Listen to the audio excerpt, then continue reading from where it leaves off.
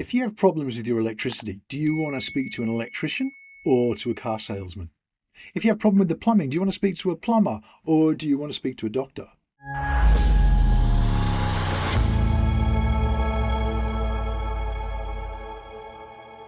This is a problem we often face. Who do we speak to and who are the right experts? This last weekend, I was fantastically privileged to be speaking at the PDA Space Summit. With their permission, I'm sharing the video that I had on there.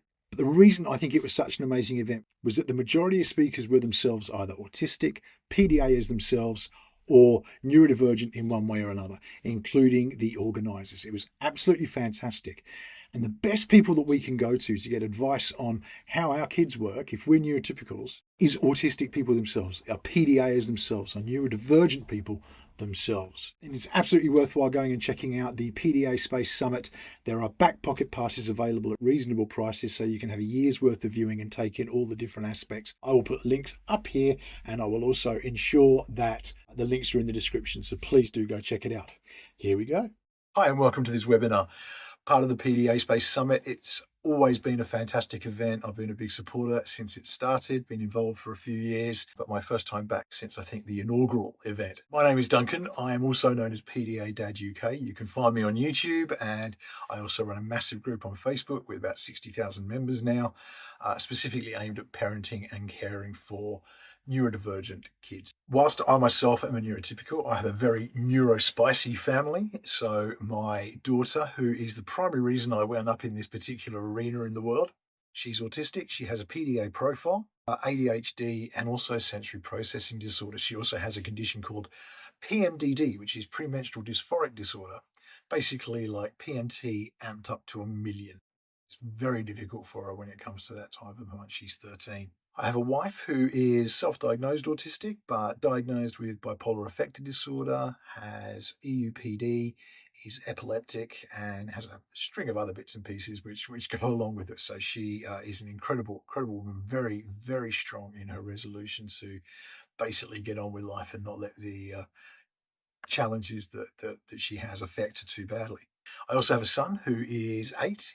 Curtis. Well, we originally thought he was neurotypical. We thought that for many years, but just in the last 6 months, we've had him diagnosed as ADHD, which came as a surprise to us all, but has answered a lot of questions that we had along the way.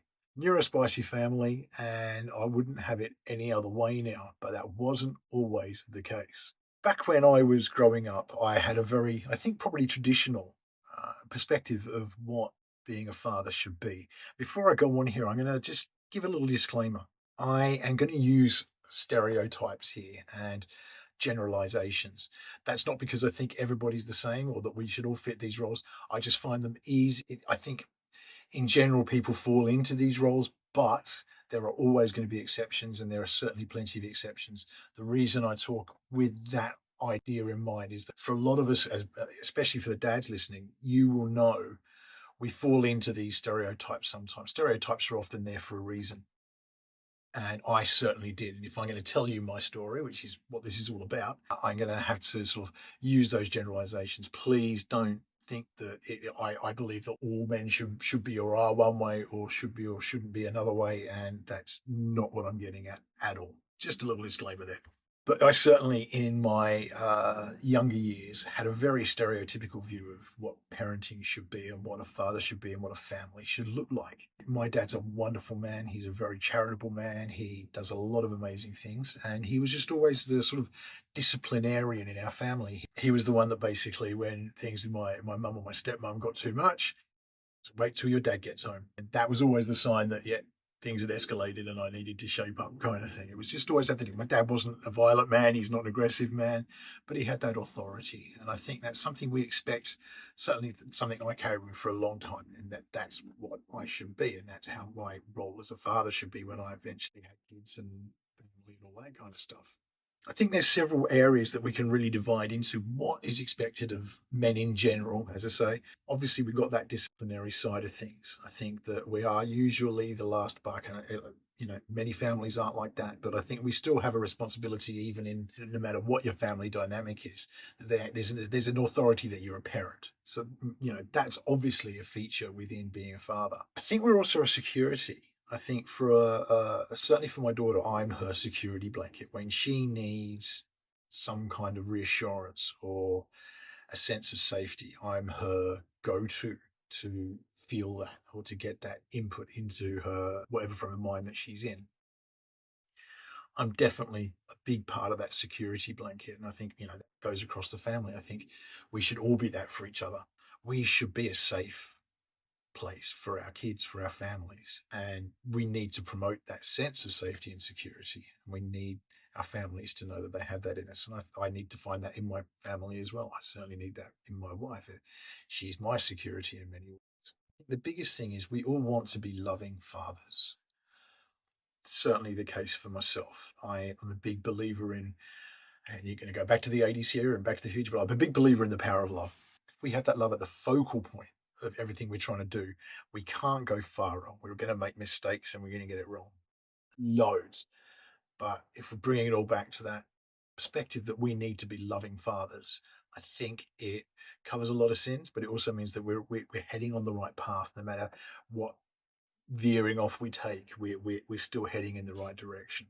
And I think part of needing to be loving and needing to be loving to our families can often be where we trip up.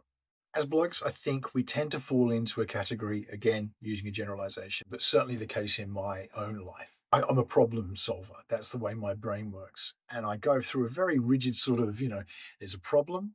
I need to research it. I need to learn about it, find a solution, implement the solution, and problem solved. And then I move on to the next thing. I think that's the way a lot of guys work. When we started to realize that my daughter was just different to the other kids in her, it was actually in her nursery at that point, and they raised some observations that were, we think there might be something going on here. When that confronted me, my first instinct was, well, okay, there's obviously a problem. So what's that problem going to be? And I started looking at things, and you come back to all those usual tropes. Well, I've got to adjust our parenting. Maybe I need to be more firm. Maybe I need to set, much stronger boundaries. I need to be stricter. I need to be less tolerant of what I perceived as bad behaviors and all that kind of stuff, challenging behaviors, we call it now. And so you go through that, and that didn't work. In fact, it just made things a lot worse. And so you move on to the next thing. Okay, well, we've got to clearly there's something else going on here, so we need to find a cure for it. And we need to find a way that we can do this. If it's autism, well, let's have a look at that and let's see what cures are available for autism. What's caused this? Maybe there's a cause. I got into a lot of bad places that I wouldn't dream of going to now with what I've learned. And I think that's really a massively important step in my journey, was that I had to move past this perspective that there was a problem to be solved and it could be solved. Autism, PDA, neurodiversity in general is not something that can be fixed. More than that, it's not something that needs to be fixed. What it is a different environment, a different way of processing the world for my family. And I need to adapt my world to support them and encourage them to be the authentic human beings that they are. And that was a big thing for me to come to. And I had to go through almost like the 5 stages of mourning it. I've talked about it in videos on my channel. I kind of went through the denial. I went through the anger, the frustration. Why us? I went through the bargaining. Well, we've got to do this then, and let's do this. And if we do this, this will happen, and that'll be all fine. I went through all these different phases until I got to acceptance. And I moved on from acceptance to actually advocacy. I think a lot of people in this arena do that exact thing. There's so many people who are really out there trying to, help the world understand that neurodiversity isn't a problem. Actually, it's a blessing. And we'll get to that in a little bit in this seminar, but it is actually something that is an incredibly positive thing for our world and a positive thing for us.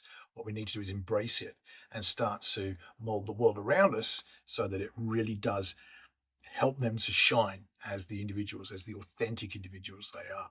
A big part of my issue with this was that I didn't really want to share what was going on. For me, and I know so many guys who fit this trope, if you like, sharing is a weakness.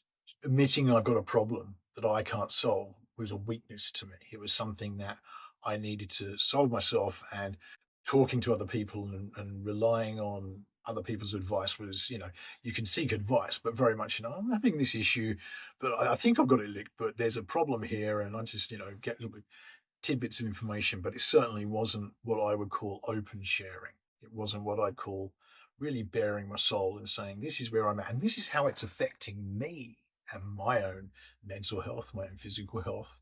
Where am I at? So many things came into it, and I really had to draw myself back into a different way of thinking about that. Part of that was starting the group on Facebook and actually realizing there's a much wider community out there than I had realized. Part of the problem that I think we have is that we feel very isolated when we've got kids who have SEND needs, special educational needs and disabilities. It can feel very isolating. It can feel very much like nobody else is going to understand this. No one gets it because it's not something that's widely discussed. It's getting better, but it's still not. It's still quite a stigma attached to it, isn't there? You ask a general person, what does autism mean to you? They're going to go instantly to Rain Man. And that's just so far from reality of what autism's really like. In fact, the character that Dustin Hoffman plays in Rain Man, the character he based it on wasn't actually autistic, completely different. So it was not even an accurate representation of what autism was back then, let alone what we understand about it now. Starting to open up and talk to people was a huge thing for me. And one of the biggest blessings I had in my life was, for some reason, I managed to find out that I have a lot of friends who are actually neurodivergent. Talking to actually autistic people, to people who are themselves experiencing the things that my daughters experience, really helped me to sort of open my mind in so many ways. So, I mean, one thing I will say is, if you can get to a point where you engage with autistic people, with PDAers themselves, there's so many actual PDAers in this summit. Check out their seminars, have a listen to what they say. The richest source of information, of guidance, and of development in myself has come from being able to stop and listen to people who are themselves neurodivergent. What I really see my role as now is actually trying to get people like myself, neurotypicals, to actually look over and stop seeing a stigma, stop seeing a disability, stop seeing a problem, and actually see neurodiversity for what it is, which is this incredible blessing on the world. We wouldn't have the advances we've made as a human race without neurodivergent people. If you check out the people in history who were autistic or likely autistic, posthumously diagnosed as autistic, if you go through all those people, Einstein, likely autistic, Tesla, the scientist, not the car, Steve Jobs, very likely autistic, Bill Gates, 100% autistic. You can see video of him stimming when he's being questioned in court. He displays some quite strong traits of being autistic. So many of the incredible progressions that we've made as a race, human race, have come because of neurodivergent people, because they can just look at the world a little differently. If we were all the same, we'd all be looking at the world in the same direction. We'd only see one perspective, a very two-dimensional view of the world. The neurodivergent people among us are able to make it a 3D world. They're able to take a different perspective, look to a different angle, and see the world in a different way. And they can then come up with problems and solve them in so many ways.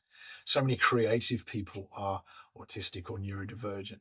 Musicians, artists, the list is endless. We wouldn't have so many of the things we have in this world were it not for neurodiversity. And that opened up my mind to really starting to see this is something very different. It was really something that I had to focus on with PDA. PDA presented to me a series of issues that I didn't ever expect to have to face. You'll have heard many webinars through this weekend and people talking about the idea of having to relearn parenting from the ground up, and that was certainly the case for me. Starting to use low demand language, create a low demand environment for my daughter was incredibly challenging, and it was something that took a long time to get to. When we create a demand, it creates an anxiety for our kids. So my daughter will respond badly if I give her a demand, because A, it raises her anxiety, which is already incredibly high, but B, it makes her feel out of control, which again increases anxiety. That's what PDA does. It basically says, I need to be in control of a situation. This is all subconscious. But I need to be in control of a situation, and that will help me manage my anxiety. It's a completely subconscious process. So just starting to learn new ways of really supporting my daughter were massive. The simplest example I can give is basically, they're tidying the room, going to clean your room. No, I'm not going to do it. Meltdown, instant, just a complete battle. Once I started using terms like, where should we put this? Where would you like this to go? Giving her a sense of control in the situation, we started to learn to really bring that demand down and bring the tension down. It was a huge, huge moment for me when we started to embrace that. One thing I really, really found was that my daughter needed to talk more. She needed to talk to us. I needed to find out what was going on inside her head, but she doesn't understand what's going on inside her head. I think that's the biggest challenge. I can say, what's wrong? Why are you upset? She doesn't know. Part of that problem solver in me is like, if I can find out what the root cause is, then I can address that and we can solve it and move on. She doesn't know what's going on inside her head. She doesn't understand it because it's just noise. Best example I can give is trying to have a conversation at a Metallica concert. It's never going to happen. It's too loud. It's too much. You just be mouthing to the next person. They're not going to understand what you're saying. There's just too much background noise. That's what it's like in my daughter's head all the time. It's just noise. By accident, it was something that came across, which was just to say to her, why don't you write it down for me? And I give a letter.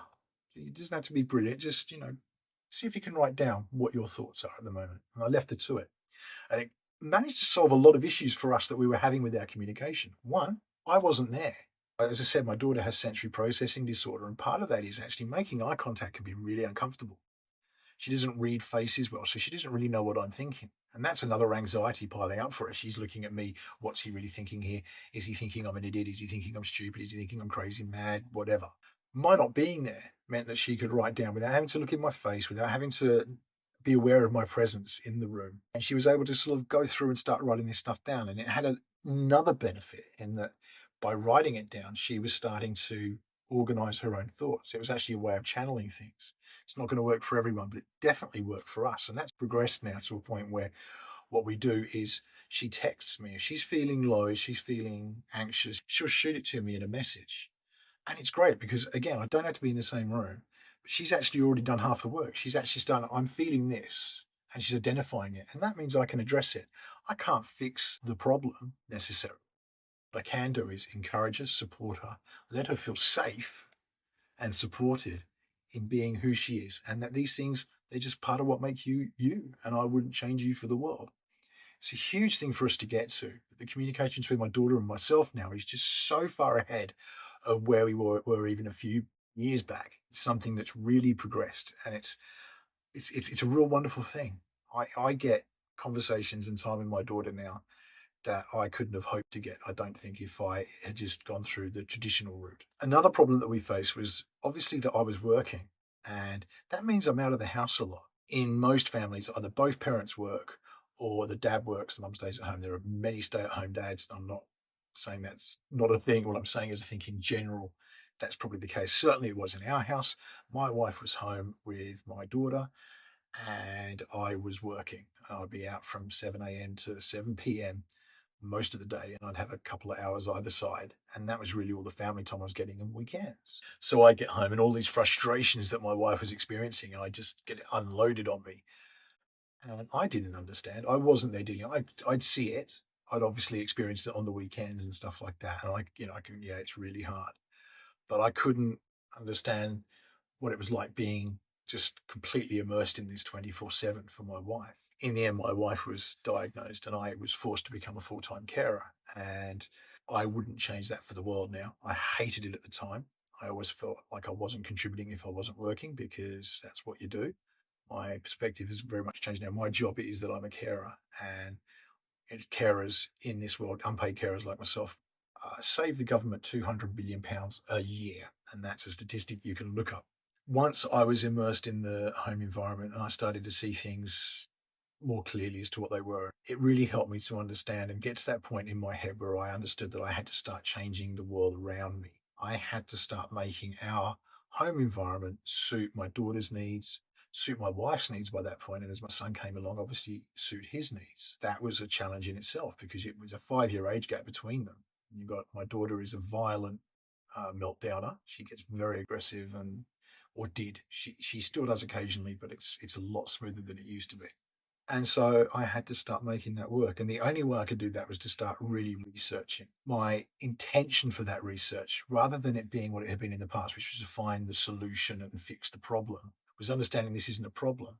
How can I better support my daughter? How can I better support my wife? How can I better support my son? And it led to my catchphrase, if you like, my raison d'etre, which is, how do I make tomorrow for my family better than today? And I think that comes back to that central premise of being a loving father. How do I make their world better? How do I make their life better? How do I improve it tomorrow so that it's better than today? And actually coming to that understanding and starting to looking at what PDA is, what PDA really means, reading up on it, reading articles, and really learning about it. And that was part of my therapy in some ways, in actually dealing with this, starting to read books, starting to read articles, and actually understanding how low demand environments were, that my responses were wrong. I used to get very cross with my daughter because she talked to us rudely, she'd throw things, she'd hit out, lash out. I was very, very cross, and I'd let her know that. And understanding now that actually she's just going to feed off that, it's going to be a vicious cycle of my negative response will contribute to her anxiety, which will create a negative response, which will contribute to me having a negative response. And it goes over and over and over. I suck at it. I fail at it all the time. But I make a concerted effort now to really draw back and actually, what can I do to really support my daughter? And how can I stay calm in this situation? Sometimes it means just, I need to step out for a few minutes. Getting those little things in place made a big difference. I'm not perfect and I make mistakes all the time. You are not perfect. You will make mistakes all the time. Part of this process, I think, is actually learning compassion for your kids, compassion for your family, compassion for yourself. Learn to forgive yourself for the mistakes you make. Learn from them. But if you just carry those things like a weight, it's only going to make things so much worse. Part of that was really starting to open up with my wife and talk about these things. It can be really difficult. I think, we have different love languages, myself and my wife. By all means, go and research love languages. I've done a video on it on my channel, but basically the premise is that there's different types of love languages. And my love language is words of affirmation. When someone tells me I'm doing really well, I'm like, hey, that's great, right? For my wife, it's acts of service and quality time spent. So being able to actually communicate my love to my wife in a language she understood by acts of service and actually making sure I'm spending more time was a real benefit. What it helped us to do was really get on the same page with our parenting. I think one of the biggest conflicts that we face is that often we have different styles of parenting. We're two individual people. My wife and myself are very different. We work brilliantly together, but we've still got different approaches to life. We watched Highlander last night. One of the greatest films of all time. She hated every second of it. I was devastated. That's just life. But we have very different parenting styles. I was a lot more rigid. She was a lot more, whatever goes, just, don't destroy the house kind of thing. And we had to sort of meet somewhere in the middle and realize that we had to communicate to our kids in the same way. Because one of the things my daughter's very adept at is, Mummy said I could do this. And I'd be like, really? And then Mummy hadn't said that, So being able to talk and communicate and actually really get on the same page with our parenting made a huge difference. It's a real challenge, I think, when you've got split families, mum and dad live in different homes and aren't together anymore. It's what it was like for me growing up. My parents are divorced. It can become a real challenge in being united in your parenting.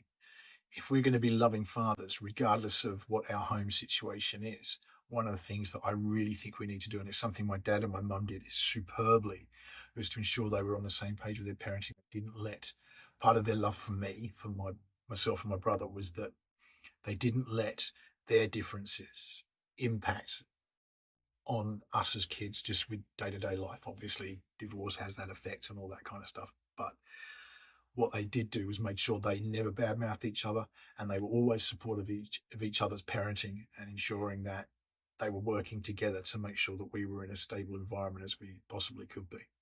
So really, we need to tie all this into a conclusion, something we can take away, something we can do. What are we going to practically do that can start to make things improve in our lives?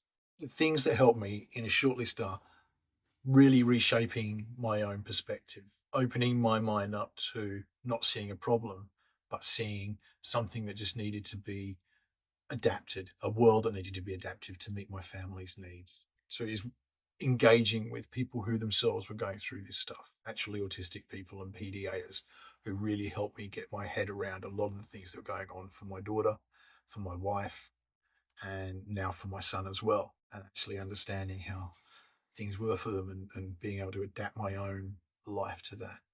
Somebody once said to me that being a great father is, what are you going to give up today? I think that's true in so many ways. You know, I would love to go to the Bewley Car Museum and just really enjoy myself for a day. My family would hate it. So we don't do that. You know, we do those little things, and it's those little sacrifices. But what that also means is that we can often put ourselves too far down the list of priorities. We matter. We are important in our family roles. We are important in our families. We're important to our kids. For my family, if I was to not be there, there's going to be no one to be able to really support my family the way we are. You know, that's not saying I'm the linchpin. What it means is that, you know, without me, there's a big chunk of our family missing, and a big chunk of that support that my family receives is going to be missing. They say on the planes, the masks drop. You always put yours on first before you put on your kids, because if you're knocked out, you're useless from that point on. Your mental health really matters. Start opening up. If you are experiencing challenges, please reach out to me, the people running the summit here. Talk to a mental health charity, talk to your doctor, get yourself some support. I'll be very open here and say that I struggle with my mental health sometimes. I don't have a depressive personality, but we have a lot on our plate here. It's a lot to deal with. And right now I'm taking an antidepressant. Now, I'm not in a major rut or anything like that, but I just need something to help me maintain my sanity a bit. It's just so important that you are really focusing on that stuff for yourself. Make sure you're looking after your own health, your own mental health, your own care. It's not selfish to be self-caring, and that's a huge thing to take away. Open up with your family, talk to them, listen to them. They're the things that really just helped me to carry through and get to the point I'm at, where I want to see neurodiversity embraced. I want to see PDA embraced. PDA provides its own very, very difficult set of circumstances. My belief is it's probably the hardest profile in the autism spectrum to parent, because it requires rigidity and requires boundaries and also requires low demand. It's such an opposite ends of the scales. Trying to keep that scale balanced is hard. It's something that I have to work on every day. As I say, I fail every day. Forgive yourselves. Make sure you are able to forgive yourself. So that was it. Thank you so much for joining me. Please, if you've got anything to say on this, chuck it in the comments. I'd love to hear your feedback. I'd also love to hear your own experiences as parents of what it's been like for you if you're in that boat. I will see you again on the next episode. In the meantime, please do stay safe.